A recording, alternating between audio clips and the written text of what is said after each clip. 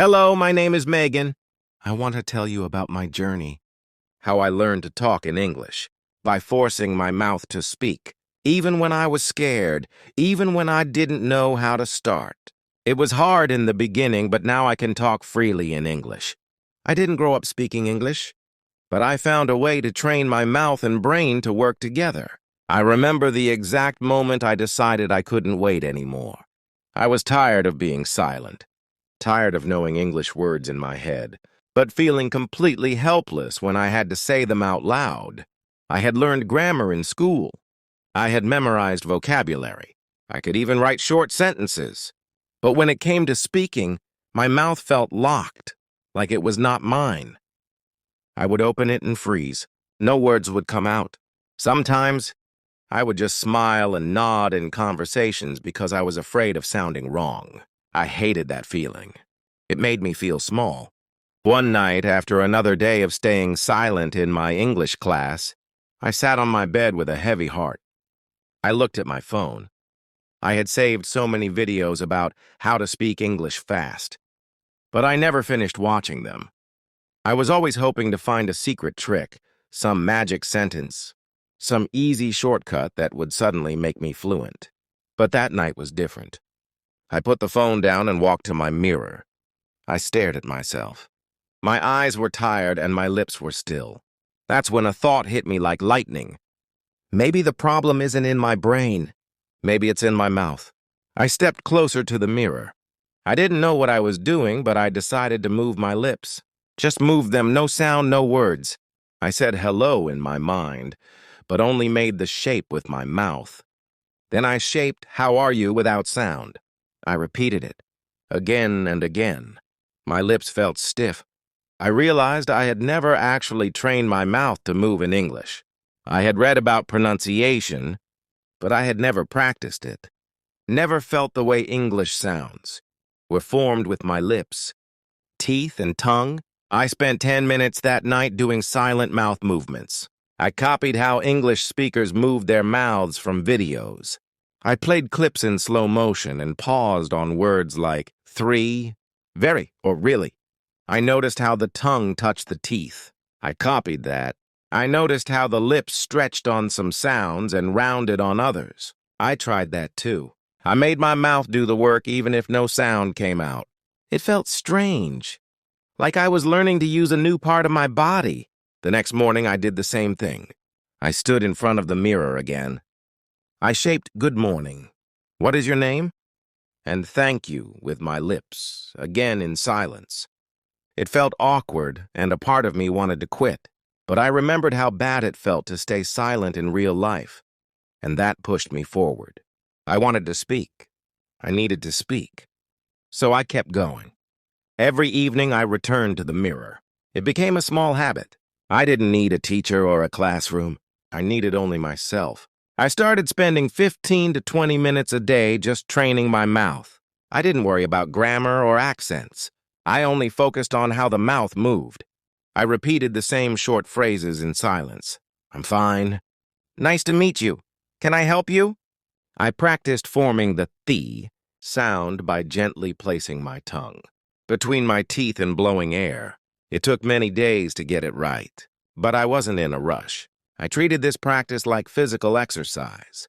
I told myself, if people can train their arms and legs, I can train my mouth. After 1 week, I noticed a change.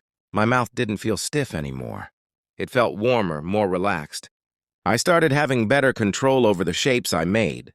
And even though I was still silent, my body was learning the rhythm of English. I even started smiling while practicing because I could see the progress. I could see the strength growing in my lips and tongue. One night, while practicing the word really, I laughed. I had been repeating it for 2 minutes, and it suddenly sounded real, even without sound. It was the first time I felt like I had power over my voice. That moment gave me so much hope. I knew I wasn't fluent yet, but something had changed. I was no longer scared of the mirror. I was no longer afraid of the English sounds. I was learning to take control of my voice, one silent word at a time. I didn't tell anyone about this practice. It was my secret. But inside, I started to feel more confident. I no longer looked at English videos with fear. I started paying more attention to how people moved their mouths when they spoke. I would pause videos and copy them. I would imagine saying the words, even if I wasn't ready to say them out loud yet. One day, something strange happened. I was walking around the house and caught myself silently mouthing English words as I looked at things. I looked at a chair and shaped the word chair with my lips. I looked at the window and said window silently. My brain and my mouth were finally working together. It was not perfect, but it was a beginning. By the end of the second week, I felt ready for a new step. I had trained my mouth in silence for many days. My lips and tongue were no longer strangers to English. They were now friends. I wanted to go one step further, but I was still too shy to speak loudly. So I decided to whisper. After almost 2 weeks of moving my mouth in silence, something inside me changed. I felt stronger. My lips were more flexible. My tongue didn't fight me when I shaped difficult sounds. I was no longer afraid of the way English words felt in my mouth. But still, I hadn't said anything out loud, not even a single word.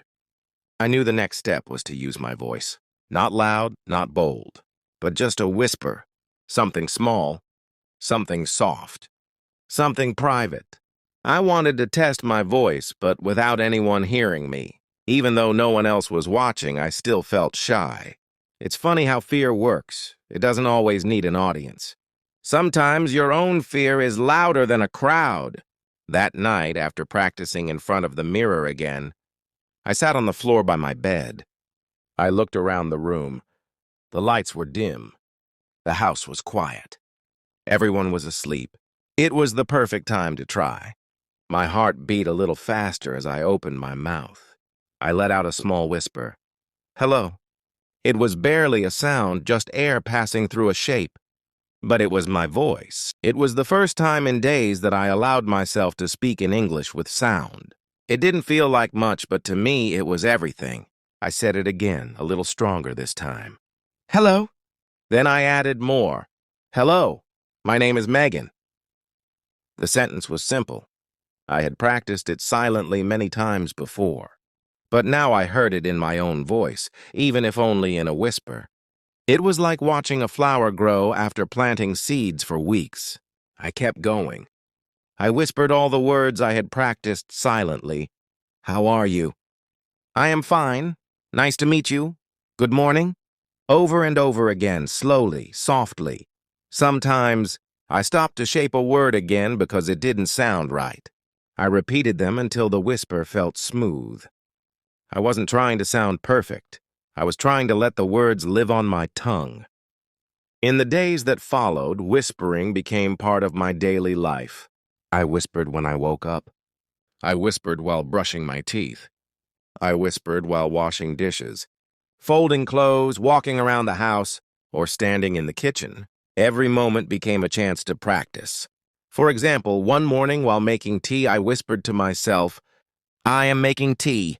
The water is hot. I will add sugar now. It wasn't loud. It wasn't for anyone else. But it made me feel powerful.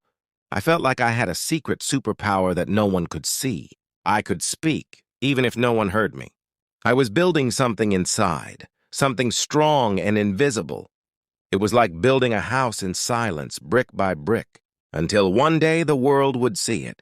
Sometimes I whispered while walking alone on the street, covering my mouth with a scarf or pretending I was singing. I would look at a tree and say, this tree is tall. I would pass by a dog and say, that dog is brown. I knew people couldn't hear me, but my mouth was moving, my tongue was working, and my mind was speaking in English. One day, I had to go to the market with my mom. She went to a nearby shop and I waited outside. I looked around and started whispering softly, that woman is buying vegetables. The man has a red bag. There are apples on the cart. These were short, simple sentences. But they made my brain think in English and my mouth move without fear. Even at night, just before bed, I whispered my thoughts. I am tired. I brushed my teeth. Tomorrow I will go to the library. I began turning my daily life into whisper practice. My voice became a soft friend that followed me everywhere. At this point, I noticed something beautiful. Whispering didn't just train my mouth, it trained my brain. I was no longer thinking in my native language first. The English words came quicker. The translation step started to disappear. I didn't have to say the sentence in my head in my own language, and then change it to English. I started thinking in English, even for simple things. Whispering also made me more curious. I started searching for new words because I wanted to whisper more sentences. When I saw something I didn't know how to say, I looked it up. If I saw a hanger but didn't know the word, I whispered, "I don't know this word." Then later searched hanger and repeated it in whispers the next day. I also downloaded a children's dictionary app. It had pictures and easy sentences. Every night I picked 5 new words and whispered them over and over. Ball, door, cupboard, shirt, window. I didn't just learn them, I owned them. I whispered them in my room, in the bathroom, in the kitchen, anywhere. Whispering became my daily English workout. It didn't feel like study. It felt like breathing, natural, soft, safe. And slowly it started to change me. One evening I stood by the mirror again. I looked at myself and whispered full sentences. "My name is Megan. I want to learn English. I am not afraid." Then I paused. I smiled. That last sentence, "I am not afraid," was the truest whisper I had ever said. I wasn't afraid anymore, not of English, not of my voice, and not of mistakes. I had whispered myself into courage. One small moment changed everything after that. It was a Sunday afternoon. My little cousin came into my room while I was organizing my bookshelf. She found my old English storybook and asked, "Can you read this to me?" My heart jumped. I had never read English aloud to anyone before. My voice had only lived in whispers. But I didn't want to say no. So I took the book, sat down next to her, and said, "Okay, I'll try." My hands were a little shaky as I opened the book. I began reading slowly. Once upon a time, there was a small bear. My voice was quiet, but not a whisper. My cousin listened closely. I read one full page without stopping. When I looked up, she smiled and said, "Your English is nice." I wanted to cry. Not because of the compliment, but because I did it. I had just used my real voice in English, and someone understood me. After that, I made a decision. If I could whisper and if I could read out loud, maybe now it was time to speak in full voice, even if I was still alone. I was ready for the next step. I had whispered for weeks, and now my mouth was strong. I wanted to take the words deeper. I wanted to speak clearly and hear myself more. And so I began reading English stories aloud to myself every day. After that beautiful moment with my cousin, when I read a page of her English storybook out loud for the first time, something shifted deep inside me. It was like a quiet door had opened inside my heart. For weeks, I had whispered English to myself. I had spoken softly in empty rooms, in quiet corners behind closed doors. But now, for the first time, I had used my real voice. It was not perfect. It was not fast. But it was real. And it was heard. That night I couldn't sleep. I lay in bed and stared at the ceiling, repeating those sentences from the book again in my mind. Once upon a time, there was a small bear. I could still hear my own voice in my head. And for the first time in a long time, I didn't feel silly. I didn't feel weak. I felt proud. The next morning, I looked at my bookshelf and pulled out the same storybook. It had a green cover and pictures of animals on almost every page. I had kept it since childhood, but I had never used it. It was written in easy English, short sentences, big font, and friendly pictures. I sat by the window, took a deep breath, and began to read it aloud to myself. The words came slowly. My tongue was still learning how to move, how to stretch into English. Some words felt smooth, like tree, sun, and happy, but others were difficult. Words like through, laugh, or thought made me stop and try again. I didn't understand every word on the page, but I didn't let that stop me. In the past, if I saw a word I didn't know, I would panic. I would close the book or leave the page. But now I did something different. If I didn't know a word, I just read it anyway. I said it out loud, guessed the meaning from the picture, and moved on. I told myself it's okay to not know. The important thing is to speak. My goal was no longer to understand everything. My goal was to train my mouth, to let the sounds come out no matter what. This became my new daily habit. Every morning I picked a story and read aloud. Sometimes I read one page. Sometimes I read 3. If I was tired, I still tried to read just one paragraph. I wanted my mouth to feel English every single day. I wanted to hear my own voice making those sounds. I didn't need an audience. I didn't need a teacher. I just needed me. Reading aloud felt different from whispering. My voice was louder now. My ears could hear it clearly. I was no longer hiding. I was showing up for myself. It felt like walking into the sunlight after standing in the shadows for too long. And slowly, my fear began to shrink.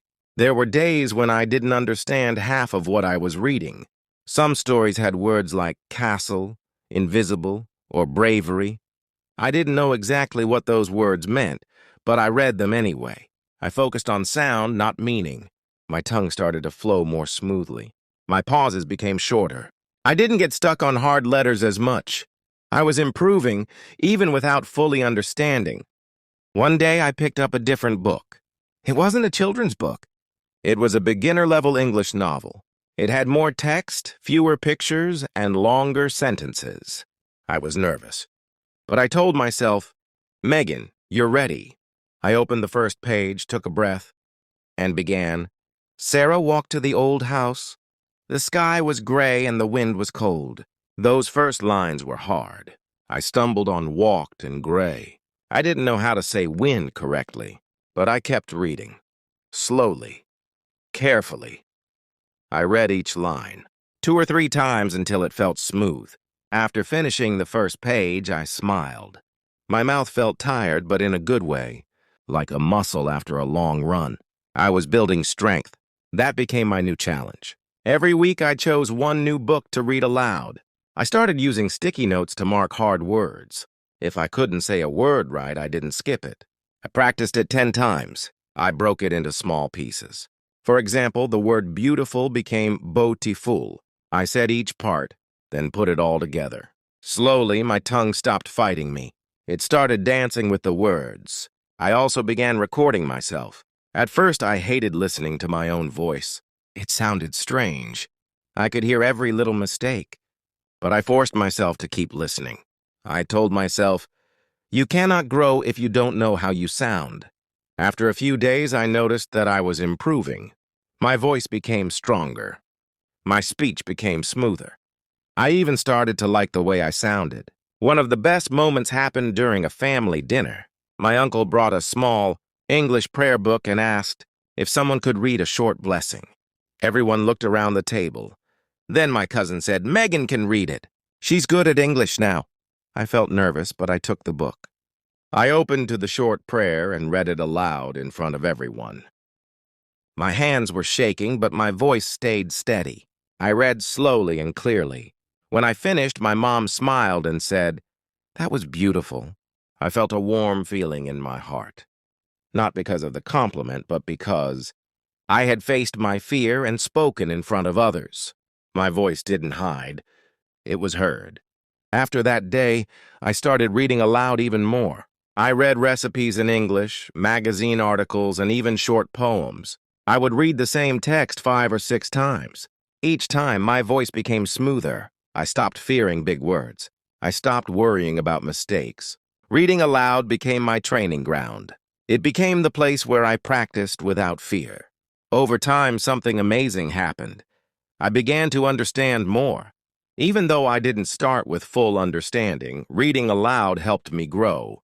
I began to guess the meaning of new words from the story. I noticed how words worked together.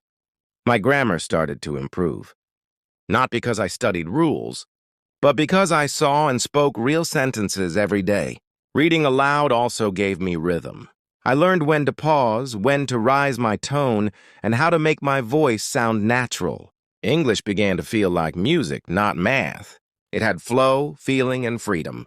And one day, while reading a story about a girl who moved to a new city, I laughed out loud at a funny line. I realized I didn't just read that. I understood it. That moment made me tear up. I had come so far, from silent lips to soft whispers, to confident reading. I had made a real journey. Now I was ready for the next big step. Reading aloud gave me practice, but I wanted something more. I wanted to talk about real things. I wanted to speak about my day, my life, my world, even if no one was around. After many weeks of reading aloud, I noticed something new in myself. I was no longer afraid of hearing my own voice in English. I didn't hide in whispers anymore. I could sit with a book, read full pages out loud, and not feel nervous. My pronunciation had improved, and even though I still made mistakes, I didn't feel bad about them. In fact, I welcomed them. They were proof that I was practicing, trying, learning. But now I wanted more. Reading helped me practice what was already written, but I realized I needed to start speaking. My own thoughts, without any book in my hands. I wanted to be able to look at the world around me and describe it in English, even if no one was there to listen. I wanted to train my brain to see something, think of the words and say them out loud. This was scary. Reading was safe because the words were already there. But this was like jumping into the water without knowing how deep it was. But I knew it was time. The first time I tried, I was standing in my kitchen, cutting an apple. I looked at it and said, "This is an apple." Then I looked at the knife and said, "I am using a knife to cut the apple." It was a very basic sentence, but saying it out loud felt strange. There was no book, no script, just my own sentence from my own mind. I paused for a second, wondering what to say next. Then I continued, "The apple is red. It smells sweet. I will eat it now." That was it, a simple moment. But it was powerful. I had just looked at a real object in front of me and described it out loud in English. I had spoken my thoughts. I smiled quietly. I didn't need anyone to clap for me. I clapped for myself in my heart. From that moment on, I decided to make it a habit. I told myself every day I will talk about what I see. No matter how small, no matter how boring, I would say it in English. If I was walking, I'd describe what I saw. If I was sitting in my room, I'd describe the furniture, the light, the color of the walls, anything. It started slow. I would walk around the house and say things like, "The window is open. The fan is on. The light is bright." I wasn't trying to be perfect. I wasn't trying to speak fast. I was just trying to build a bridge between my eyes, my brain, and my mouth. I wanted them to work together in English. Sometimes I didn't know a word. I remember once I looked at the ceiling fan and wanted to say ceiling, but I didn't know the word. So I said, "The fan is on the top. It is above my head." Later, I checked the dictionary and learned the word ceiling. The next day, I practiced it. The ceiling is white. The fan is on the ceiling. That became my pattern. If I didn't know a word, I described it in another way. Then later, I learned the actual word and added it to my sentences. I was teaching myself step by step, one object at a time. Soon, this practice became natural. I was talking to myself all day long. In the morning, I'd wake up and say, "It is morning. The sun is shining. I feel sleepy." While brushing my teeth, "I am brushing my teeth. The water is cold. The toothpaste tastes minty." While dressing, "This is my blue shirt. I like this color. It looks nice." At first, I was scared someone in my family would hear me and think I was going crazy. But I stopped caring. I knew what I was doing. I was building fluency in the most honest, raw way possible. I was teaching myself to think and speak in English with no fear. This practice didn't need a classroom. It didn't need a partner. It didn't need a perfect environment. It needed only one thing, me, my effort, my voice, my patience. One day I was walking in the garden near my house. I saw a group of children playing with a ball. I looked at them and softly said to myself, "The children are playing in the garden. They are kicking the ball. They are happy." Then I looked at the flowers and said, "These are red flowers. The petals are soft. They smell nice." And just like that, I kept going. I saw clouds in the sky and said, "The sky is gray. I think it will rain." I saw a man selling vegetables and said, "That man is selling tomatoes and onions. His basket is full." This was powerful. I was no longer just practicing English, I was living in English. My brain was thinking faster, and my mouth was following without hesitation. I didn't have to pause and translate anymore. The sentences came naturally, and even though they were simple, they were mine. They were real. There were funny moments, too. One time I saw a lizard on the wall and said out loud, "That is a lizard. It is climbing the wall. I do not like it." My brother heard me and laughed. He asked, "Why are you talking to the lizard in English?" I laughed too. But inside I felt proud. I didn't feel embarrassed. I knew I was doing something important. Sometimes when I cooked dinner, I spoke every step in English. I am boiling water. Now I add rice. The rice is white. I need salt. I am stirring with a spoon. Even in these small tasks, I found a chance to speak. At night before sleeping, I started a new routine. I lay in bed and described my whole day in English. Today I woke up at 7. I brushed my teeth. I ate breakfast. I studied for 1 hour. I read a book. I went to the market. I went step by step. Sometimes I forgot words, but I didn't stop. I kept going. I found other ways to explain what I wanted to say. This nightly reflection became a form of therapy for me. I felt closer to the language. I felt closer to myself. I wasn't learning from a textbook. I was learning from life. I also started talking about my feelings. I feel tired. I am happy today. I am nervous about tomorrow. These small emotional sentences helped me connect with the language on a deeper level. I wasn't just naming objects, I was expressing who I was. Slowly, the words began to flow. I could now talk for 5 minutes straight without stopping. I didn't need to plan what to say. I just opened my eyes, looked around, and described the world. It felt like I had built a new voice inside me, one that was brave and ready. One afternoon, I went to the park and took a small notebook with me. I sat on a bench and began writing short English sentences while saying them aloud. I am sitting on a bench. The weather is warm. A bird is flying. The grass is green. I wrote and spoke at the same time. I saw people walking their dogs and added, "The man is walking his dog. The dog is big. It has brown fur." I did this for an hour. I filled the pages of that notebook. When I read it again later that night, I smiled. Not because the sentences were beautiful, but because they were mine. I had seen the world, translated it into English, and spoken it into life. This practice helped me prepare for real conversations. I noticed that when someone asked me, "What did you do today?" I could now answer without thinking too hard. I had already spoken about my day to myself. I had practiced. I had trained for this moment.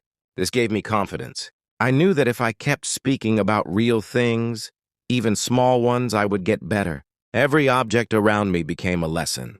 Every action became a sentence. Every thought became a chance to speak. And so I kept going, day after day, talking about chairs, cups, clouds, buses, flowers, traffic, clothes, birds, rain, and more. I never ran out of things to say, because life is full of things to describe. That's when I felt ready. I had been practicing alone, but now I wanted to speak to real people. I wanted to use my voice in real conversations, even short ones, even scary ones. I wanted to see if all my practice could help me speak with confidence in front of others. I had been practicing on my own for weeks, reading out loud, whispering, talking to myself about everything I saw. I described my room, my clothes, the sky, the street, even the feeling of drinking cold water. I had built a quiet world around me where English lived and breathed, where I could speak freely without fear of being judged. But deep down, I knew I couldn't stay in that safe world forever. One morning, I stood in front of the mirror and said out loud, "You are ready now, Megan? You are ready to speak to real people?" I looked at myself and smiled, but my heart beat faster. The truth is, I was scared. Talking to myself was safe. Talking to strangers, or even friends, was a different game. What if they didn't understand me? What if I said something wrong? What if they laughed? But I reminded myself of how far I had come. I started from silence. Then I whispered. Then I read out loud. Then I described the world around me. I had trained my mouth, my tongue, and my brain like an athlete. Now it was time to test that strength. My first chance came when my cousin invited me to a small family picnic.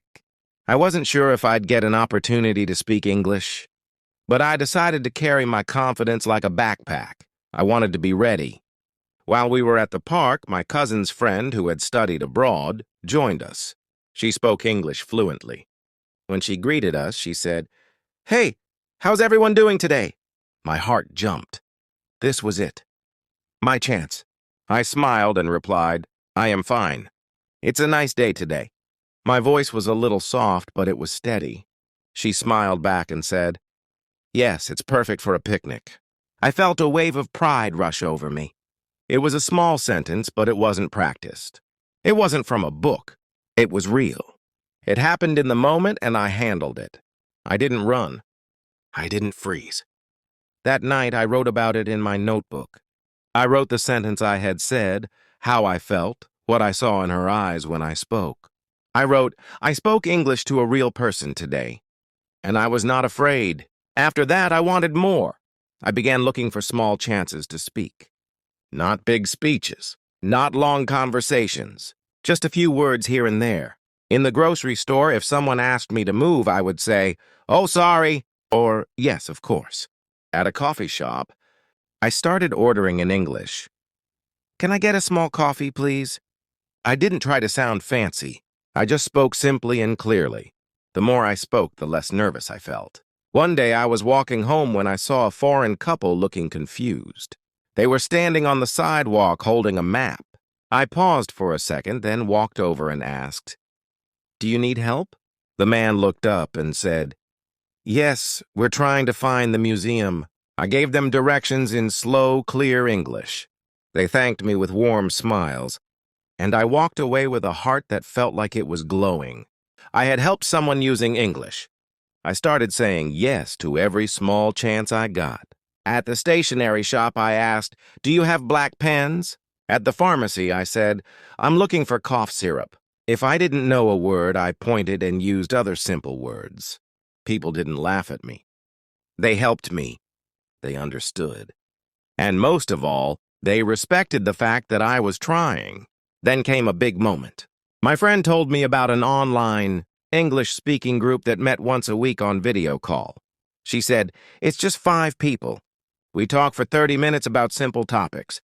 You should join." My first reaction was fear.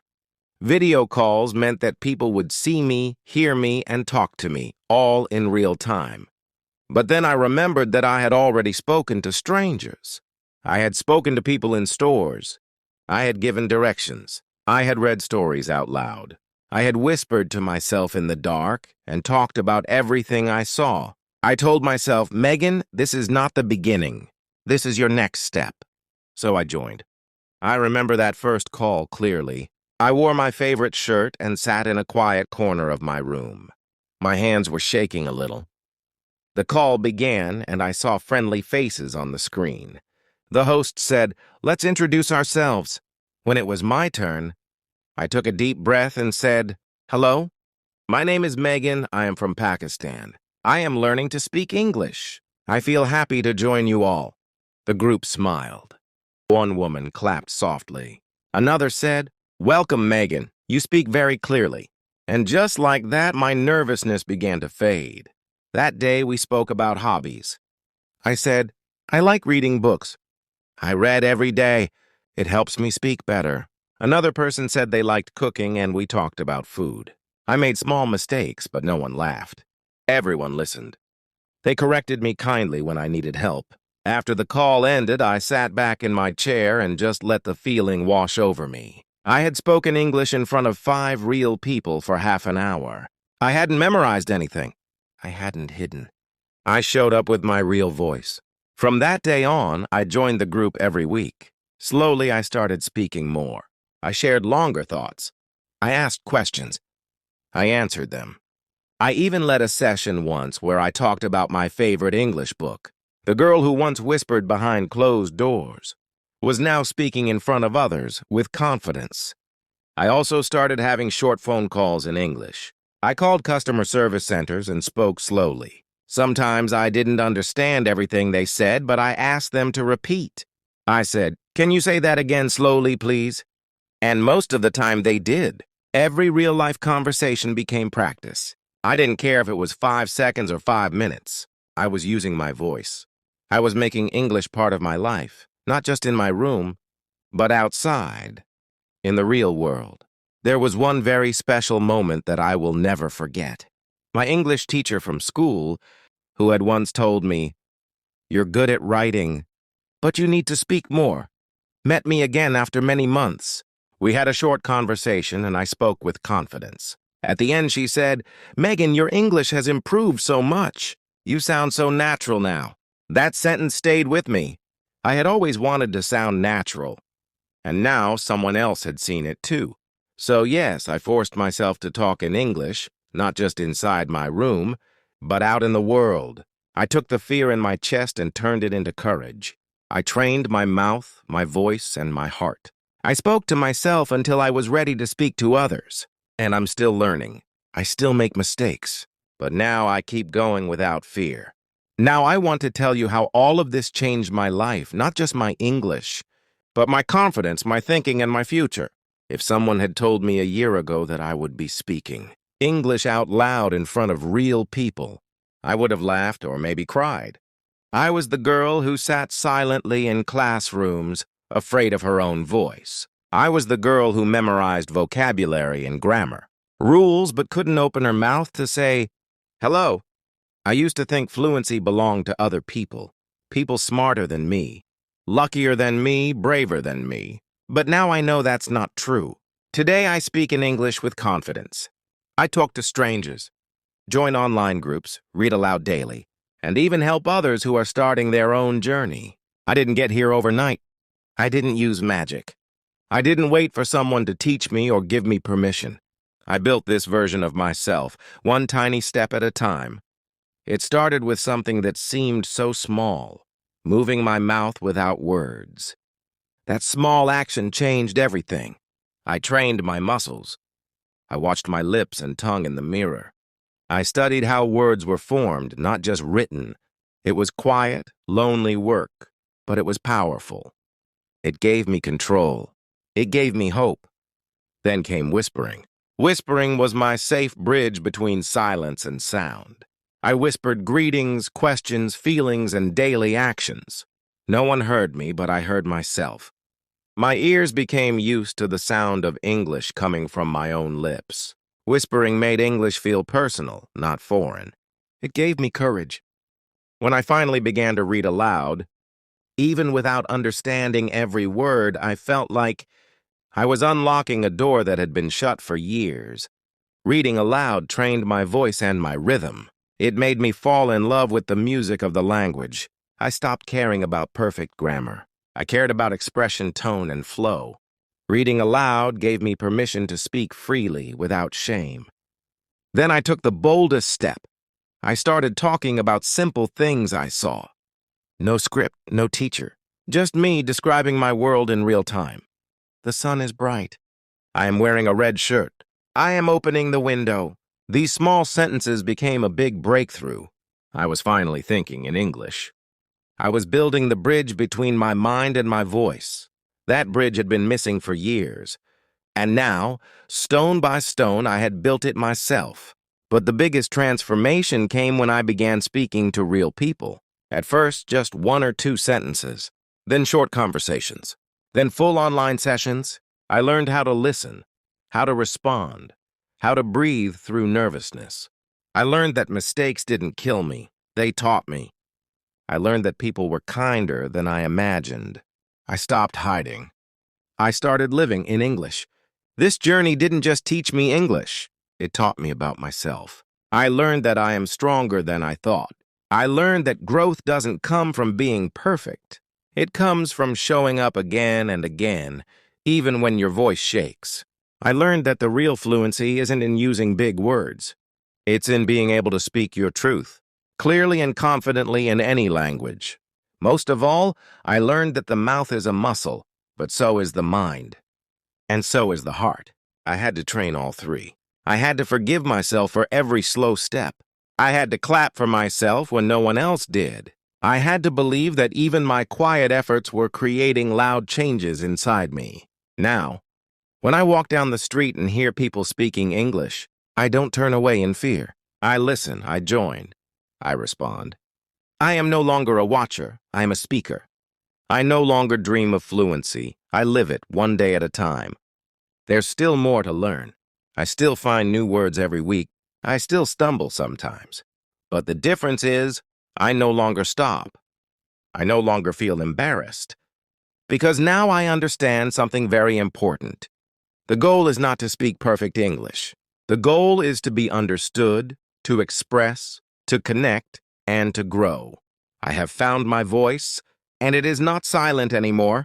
So if you're reading this and feeling the same fear I once felt, if you're afraid to open your mouth, afraid to be judged, afraid to speak, just remember this. You don't need to start big. You don't need to start perfect. You just need to start. Move your mouth. Whisper your words. Read with love. Speak to yourself. Then speak to the world. One small step. One simple sentence. One brave voice. Yours. And I promise you this. If I can do it, you can too. Megan.